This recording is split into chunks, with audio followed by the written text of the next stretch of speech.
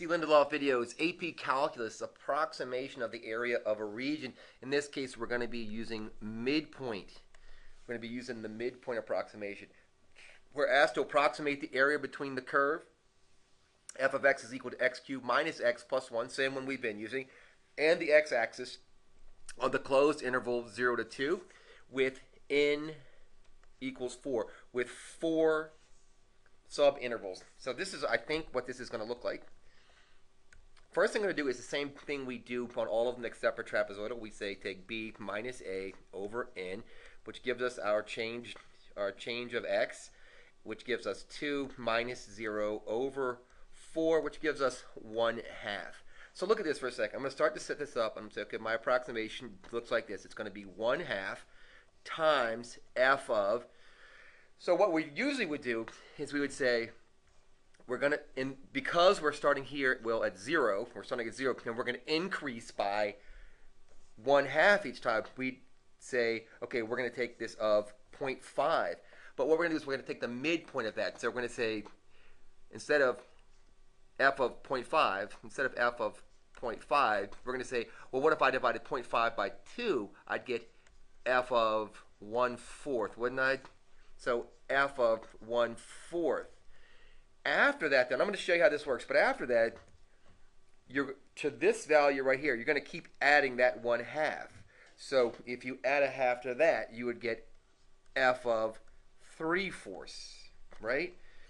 It's weird, but if you added 1/2 to that, you'd have f of 5/4, wouldn't you?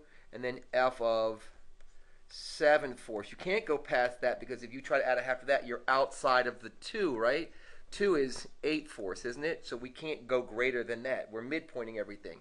So look at this for a second. I'm going to come back and evaluate this, but look at what we're saying here. And this is what we're saying. Here's the graph of the function. So here's the graph of the function. We started at 0, right? We're asked here to start at 0. So we did. We started at 0. And then we said our change in x is equal to 1/2. So that's would take us from 0 to 1/2, isn't it? But instead, we're taking the midpoint of that, which is 0.25. And you see, with the 0.25, I went straight up from here. And that is the basis of the height of this rectangle. And the reason that this approximation is often preferred by people is because there's some tendency to over and underestimate. They don't cancel out exactly, but sometimes it really benefits. And you can see that happens here. But look, we're at 0.25, right? So we took the midpoint of this first section. But our change of base is still 1/2. So I went from that midpoint plus 0.5, and that got me to 0.75, otherwise known as 3/4, right?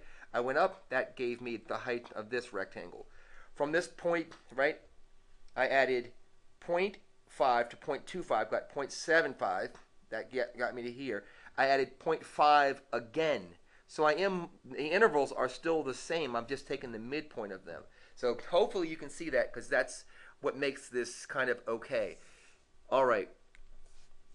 I guess I can fill some of this in. I don't think I'm going to. I'm going to save you guys the time. But I am going to continue to pursue this. I'm just going to show you. Start off and say I'm going to do 1/2 times, and f of 1/4, of course, is 1/4 cubed. Let me change colors. Color sucks. Minus, right? This is minus x, so minus 1/4 plus 1, right? Plus f of 3/4, which would give us 3/4 cubed minus 3/4 plus 1, etc., etc., etc., etc. And I would add all of those up, and you'll get your value.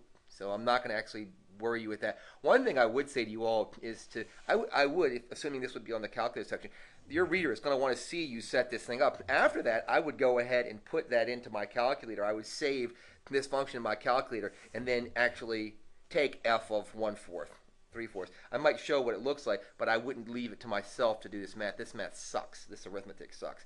So hope this is really helpful. If you have any questions or comments, let me know. And if you haven't already subscribed, please do. Thanks.